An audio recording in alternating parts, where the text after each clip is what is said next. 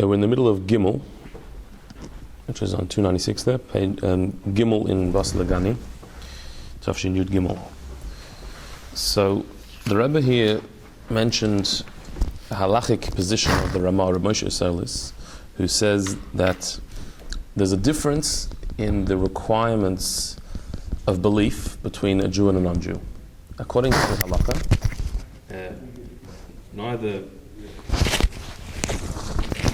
neither a Jew nor a non-Jew can believe in idolatry. Idolatry is forbidden to both Jews and non-Jews. However, a non-Jew is allowed to believe in what's called shittuf, which means that there's one God who's above everything, but he has partners. He has other powers that he employs, a retinue, a staff, a whole series of powers, angels, other beings that work with him. For a Jew, that is forbidden to believe that. For a non-Jew, that's permissible. Because for a Jew, it says, Shema Yisrael Hashem Elokeinu Hashem Echad. God is one, nothing else. Whereas a non-Jew is allowed to believe that God is above a system of powers, and there are other powers other than him. Now the Rebbe is now going to explain why there should be a difference in beliefs between Jews and non-Jews. How can you have different belief systems? What is how you believe what is true? Surely truth is the same for everybody. So how can it be this way? That's what we're going to get into now. So in Gimel there, about halfway down the paragraph, there's a line that starts with the word bekosuf. So after the full stop in that line, the idea is that in the divine life force that is in the worlds, in the universe, there are two different ways that Hashem enlivens the universe. And they're called in the Zohar, Mamala Kol Almin, V'Sovev Kol Almin. The light that fills all worlds and the light that surrounds all worlds. For short, usually called Mamala and Sovev. Mamala means the divine light that fills the world. Sovev means the divine light that surrounds the world. These are two different divine energies that enliven the universe. And we're going to go into in depth what they are.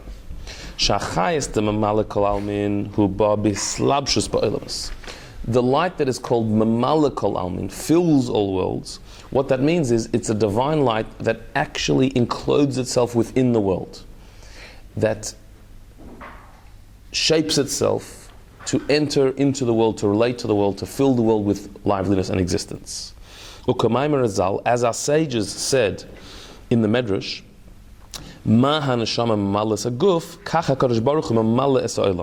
just like the soul fills the body, so too Hashem fills the world.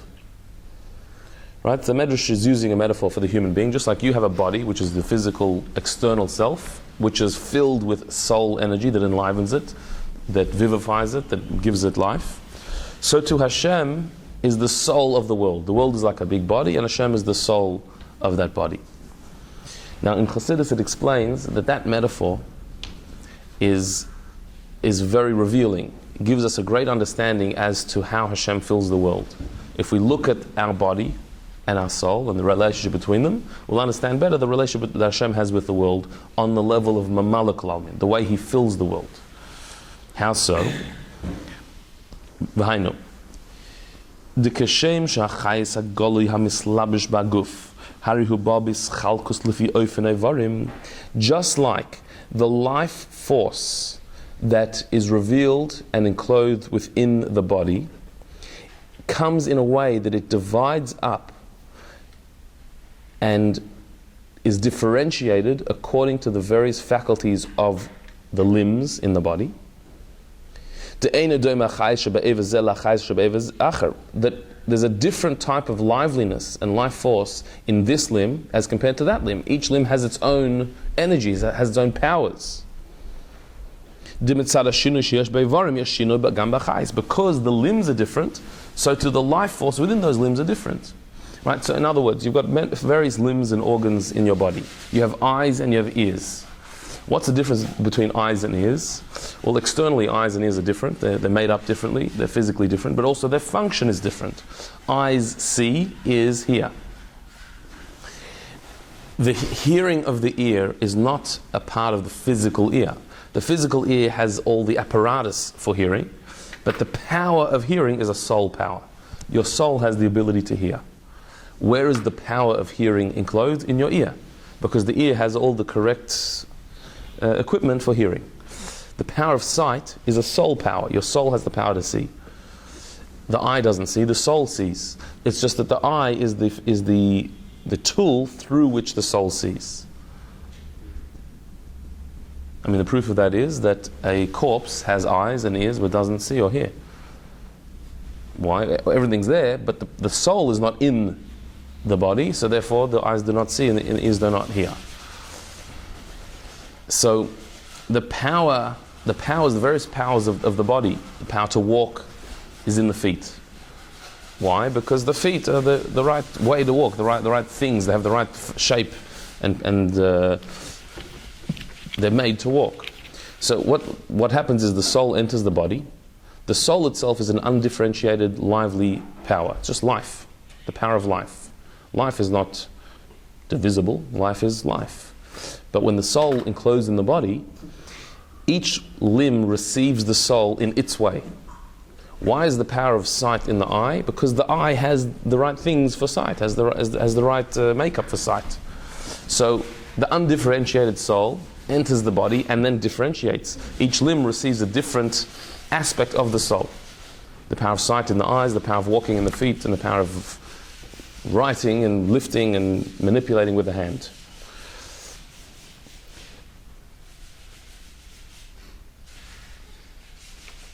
Now, what do we gain from this insight? What do we see from here? Third last line on the page. Because we see that the life force of the soul differentiates according to the various limbs and their abilities and faculties. So obviously the body has some effect on the soul.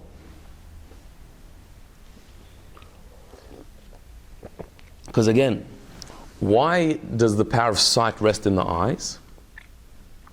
Not because the soul sends the power of sight to the eyes. There's not a piece of the soul called sight, vision, that separates off and goes into your eyes. The soul is undifferentiated. The soul is just life force. So when the soul enters the body, the soul itself is influenced by the body. That the body draws out of the soul its powers. The power of sight is drawn out of the general, undifferentiated soul energy to rest in the eyes, because the eyes have that, they're prone to that, they're made for that. So therefore that power of the soul is expressed in the eyes. So that means that the body actually impacts the soul. You see how that happens? Because the soul is being shaped by the body. So that if there is a defect in the eye, then you cannot draw that, so the person cannot see. Right. So it's not because their soul can't see. Somebody who's blind. What does it mean? It doesn't mean that they don't have the power of sight. They have the power of sight in their soul, but their physical eye is not a vessel to draw out that power from the soul, which is why that they'll probably have better hearing than other people, someone who can't see. Because the soul energy that would have gone into the eye for seeing has now been redirected to the power of hearing. So they don't have less soul. Also, that's why they could have a child that can see. You could have two blind people who have a child that can see. Where did this child inherit the power of sight? From the parents. The parents have the power of sight. It's just the physical eye of the parent may have a defect, so it doesn't draw out the power of sight, but it's still there. It can be bequeathed to the next generation. So we see by the fact that the soul, which itself is undifferentiated, then does differentiate itself when it enters into the body, that is showing us that the body is influencing and shaping the soul. Second last line, so the soul's powers differentiate according to the various limbs. So because the body does have an effect, an impact on the life force within it, even though the body may feel and sense the life force and be nullified to it, but it's not completely nullified to it. Meaning the body does have an existence in relation to the soul on this level of the soul. The part of the soul that encloses itself in the body is influenced by the body. So therefore, even though the body is on the one hand quite nullified to the soul, meaning the body doesn't sort of have its own opinion, it's the soul that directs the body. The soul enlivens the body, and therefore any movement that the body makes is the soul doing that. It's the soul that is determining that movement. So on the one hand, the body is quite nullified, subjugated to the soul. But because the body does have an influence on the soul, it shapes the soul, it draws out its various energies. Therefore, the body is not totally nullified to the soul. The body does have a bit of a stance here, which is why our body does not always follow the directives of the soul. Sometimes our body influences us to be more bodily, physical, and not follow the soul. The body does have a bit of a power to it. So in the relationship between body and soul, it's not totally a one-way relationship. On the one hand, the soul enlivens the body, and therefore the body is on the receiving end. The soul is the giver, is the one that calls the shots. But at the same time, you can't say that totally, because we see that the body does determine in some way the soul's expression in the body. The reason why you see with your eyes is because your eyes, your bodily eyes, have the power of sight. That draws the power of sight out of the soul. It influences the soul, it shapes the soul. And so therefore the body does have a bit of a say. It's not totally one way that the soul controls the body. The body does have an influence on the soul, which means it has an opinion.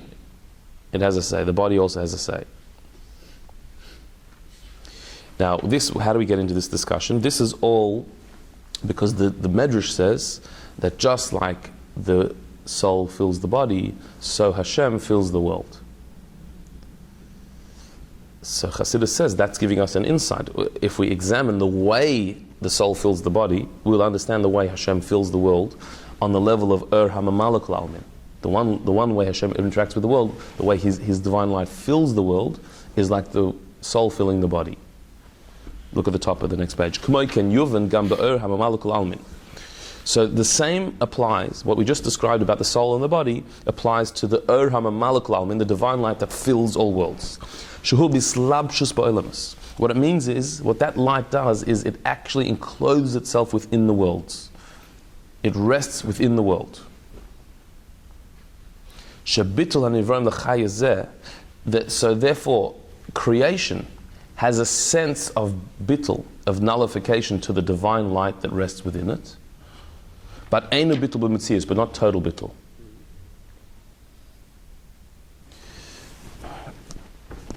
Meaning, there's no question that the world only survives and exists and is maintained and is sustained through divine energy. The world can only function because there's divine energy pumping into it constantly to give it existence. And therefore, if you're totally dependent on something for your existence, so you should be completely subjugated to that source of existence. If you cannot exist independent of something, so then you're not independent. You're dependent on that thing. So you should be nullified and subjugated to it. If the world is totally dependent on the divine energy pumping into it to give it existence, then the world should be totally nullified to the divine energy, the divine will. But because the way Hashem has set it up is that He fills the world like the soul fills the body. What does filling the world mean? It means, well, with the soul, for the soul to fill the body, what has to happen to the soul for it to fill the body? It actually has to limit itself. For a soul to fill a body, it has to contract itself to fit a body. Because the soul is spiritual energy, which doesn't have borders. And for it to limit itself to a body is like a dilution of the soul. And particularly for the soul to enter into every particular limb, for the soul to enter into the eyes and the feet, that is a contraction of the soul. The soul itself is far greater and bigger and beyond the body. It's just a contracted form of the soul that enters into the body. By doing that, it's limiting itself somewhat. In a similar way, for Hashem to fill the world, that's a contracted form of divine light that fills the world. Enter into the world to enliven it. And so therefore, the world does have somewhat of an entity, an existence that's independent of that divine light. It exists. It shapes the divine light. So just like we said before, that the soul, by enclothing in the body, is influenced by the body, so too we could say the divine light that fills existence is influenced by the existence of the world. It's a limited divine light, and therefore the world is not totally nullified to that divine light. It could act in its own way that is not in keeping with the divine light. The world could. Yeah.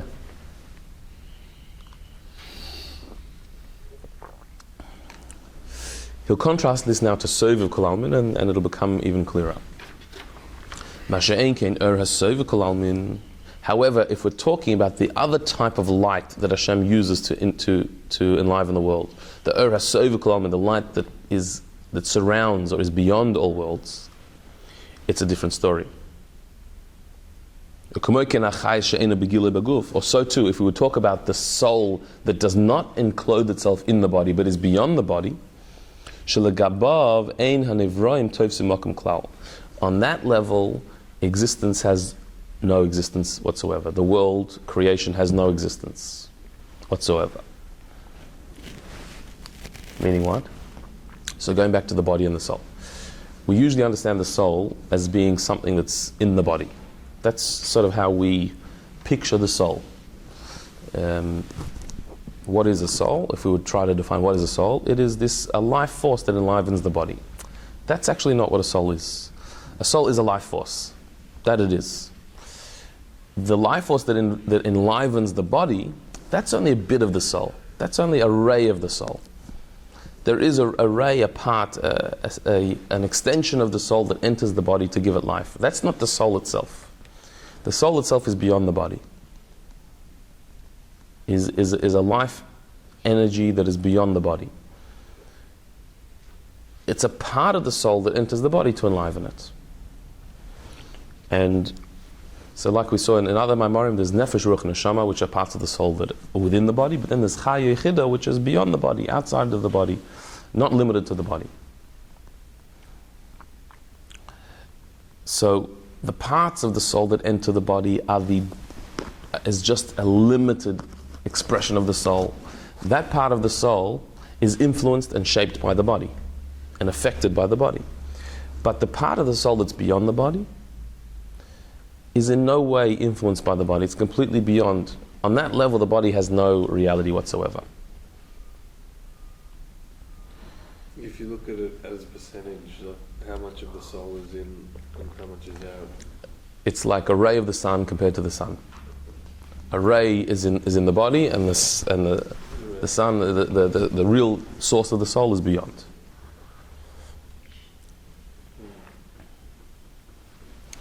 So, in practical terms, what does this mean? If you're in touch with your soul, let's say a person who's in touch with their soul, but they're in touch with the level of their soul that is within their body, they're in touch with nefesh, or ruach, or neshama. So what does that mean? That means that they'll be sensitive to the divine reality, to the spiritual high reality, but they are also aware of their body. And so therefore, when you're in touch with that level of the soul, there's a struggle between body and soul.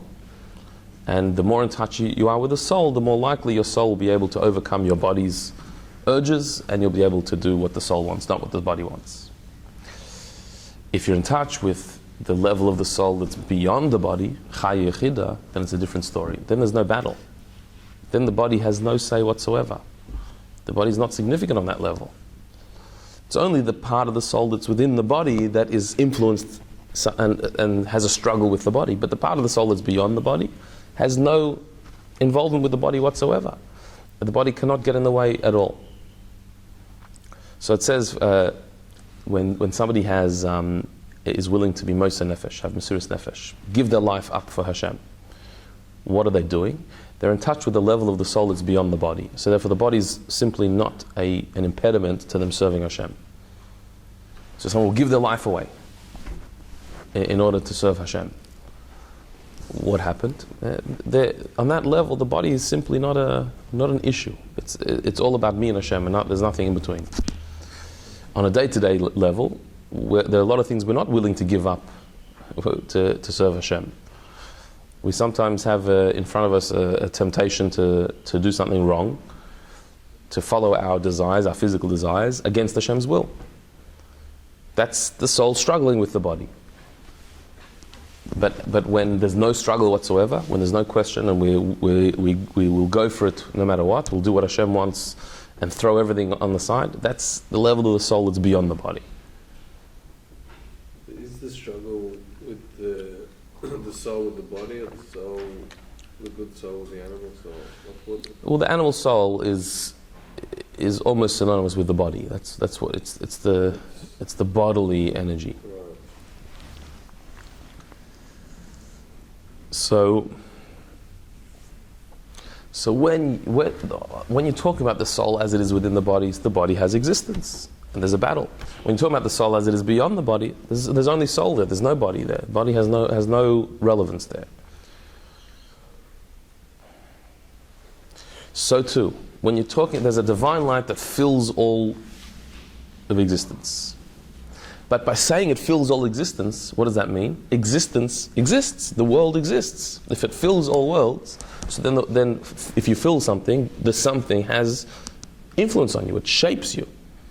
So there's a divine light that fills all of existence, but therefore is shaped somewhat by existence. Existence, the world, has a place. And so therefore, on that level, the level of the Maamar Almin, the world is not completely nullified to the godly light. It is enlivened by it, influenced by it, directed, but it's not completely nullified to it. Whereas the light of Sovev Kol Almin, that is beyond all worlds, on that level, the world has no place whatsoever. And so, if you're connecting to the Maamar Almin, then you're connecting to Hashem as He enlivens the world. But the world exists. If you connect to the Sovev Kol Almin, then you're connecting to Hashem as He's beyond the world. So then the world has no place whatsoever. It's just Hashem. There's nothing else.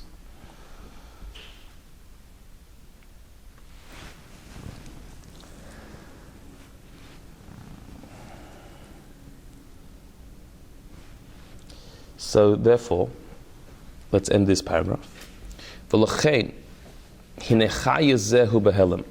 For that reason, this life force, the life force that is Sovev Kol Almin, that is beyond all worlds, is hidden from us. Even though we are aware of the fact that there exists a light that is beyond all worlds, but you can't feel it. Because what would happen if you could feel it? Be part of the world. Oh, you to be within the world. Then it wouldn't be it. If you could feel the light, the Sovev Kol Almin, if you could feel it, you'd be gone. You couldn't exist. You couldn't exist as a separate entity from Hashem. The Maamar Almin, you could feel that. You could feel the divine light that fills all worlds. Why? Because feeling it means feeling that you've got a divine energy that is your source, that enlivens you. But enlivens you. You exist, it just enlivens you. If you felt the Sovev Kol Almin, the light that's beyond all worlds, if you felt it consciously, you'd be gone. Because there is nothing but Hashem on that level. Like a high voltage. Yeah. So, knowing that it exists, having awareness of it is possible, but feeling it, consciously feeling it, that can't be, because you can't exist with that.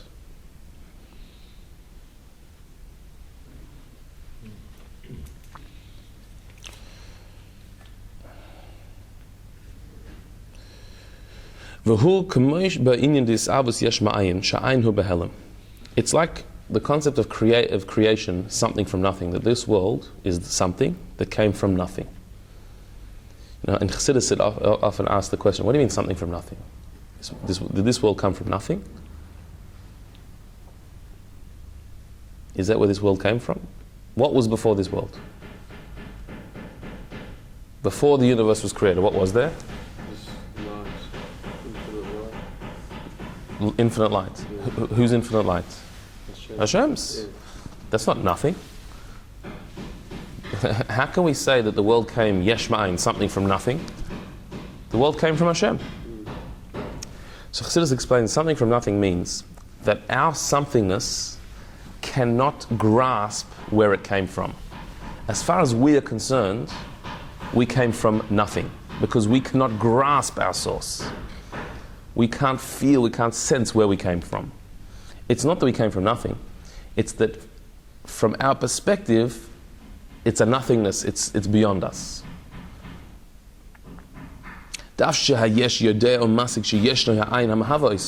Even though we, existence, has a sense, has an awareness that there is something from which we came from, but we don't feel it, we can't sense it because it's beyond us. So we call it an ayin, a nothingness. We don't know where we come from. We can't sense it. So what this is describing is two ways of relating to Hashem. The first way is the more common way that is spoken about by many different philosophies and ideas throughout the world. And that is that Hashem is the source of our existence. He's the creator. He enlivens us. He maintains us. He feeds us.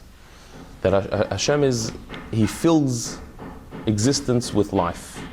That's called the Ur HaMamalakal Almin, the divine light that fills all worlds, like the soul fills the body.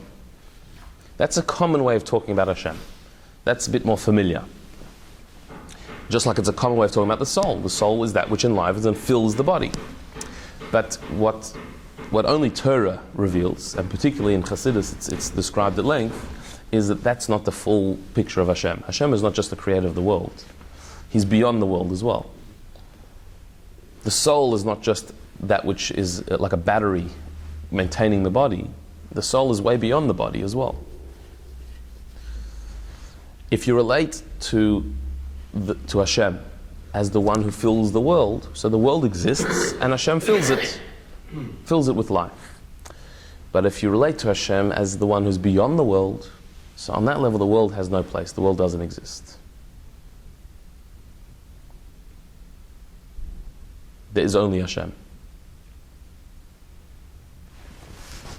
And that level, if you felt that level, so then you wouldn't exist either. You would be subsumed into Hashem's existence. You would lose your independence. And so because Hashem wants us to have an existence, an identity, independence, so He hides the cervical element from us, that we should know about it, but not feel it. Because as soon as we would feel it, we would be it. So you said the martyrs that gave their life. So is that what's happening when they, I guess, relate to Hashem on an outer level? They give their life and then they cease to exist. So well, in a way, but they don't cease to exist. They die. Dying is not ceasing to exist. Yeah, well, that is relating to a level of the soul that's beyond the body. So therefore, you'll give up your body. Yeah. So does Hashem want us to relate to Him on that level, or we can't? Well, we can, but not consciously. We can't be aware of it. We can't understand that level. We can be aware of it without. Yeah. Like the people who went to the Pardes and they couldn't take it. Mm-hmm. So this is a very important idea, and it's one that Chassidus speaks about one Maamar after another. Like most Maamarim have the idea of Mamal and Sovev, that there's the divine that relates to the world, but then there's the divine that is completely beyond the world. And And both have their place. Both are necessary in our avodas Hashem to connect to Hashem as He relates to the world. But sometimes you also have to connect to Hashem as He's beyond the world. Because there's the idea of shaping the world, but there's also the idea of being beyond, being above the world. You can't always live on the level of Sova Kol Almin, because then you won't take the world seriously at all. But you also can't only be stuck in Maamar Kol Almin, because then you'll give the world too much importance.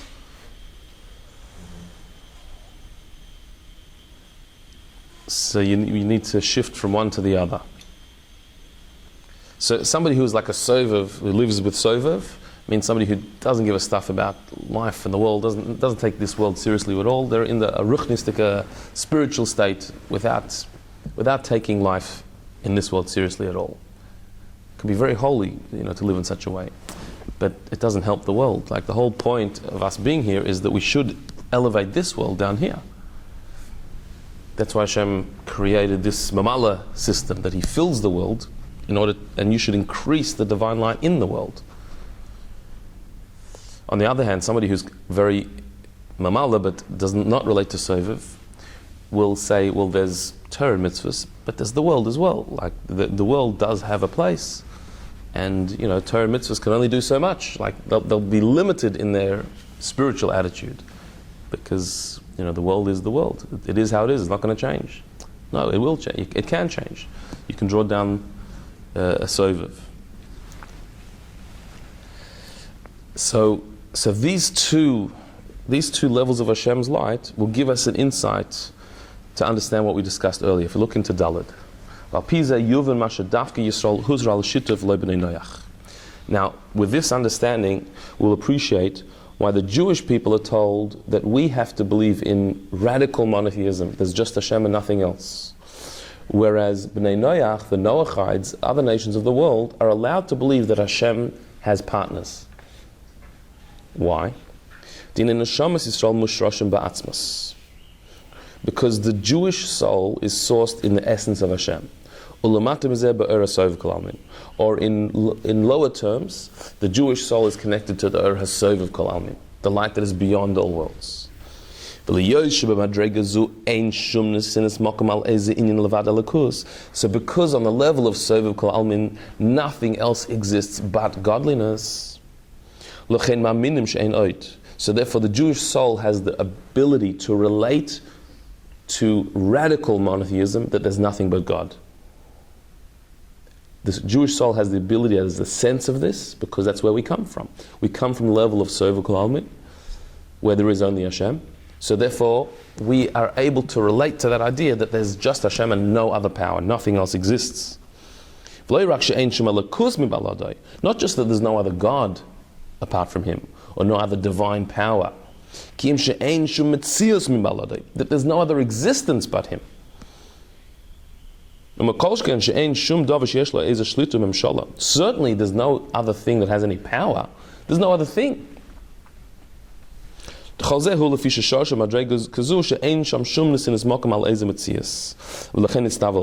is because the Jewish soul comes from a level where there is no other existence but Hashem, and therefore we are commanded to have that belief. Belief, it's not something that we can understand. We can't, with our own eyes, we don't see that. With our eyes, we see a world, we see an existence. But our soul knows that there's only Hashem. And that's something that the Jewish soul uniquely has the power to do. But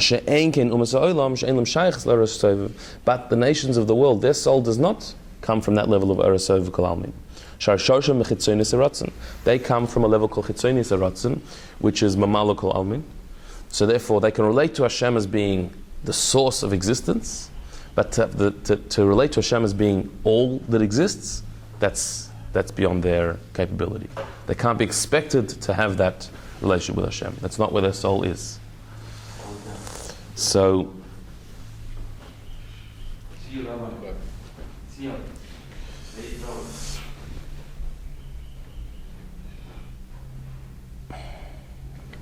They can't relate to anything beyond the world. yeah, the idea that Hashem exists and the world doesn't exist, that's not something that the soul of a Ben Noach, of a Noachide, can relate to, or is expected to relate to. It's not their thing. Whereas the Jewish soul has a sense that there's just Hashem and nothing else.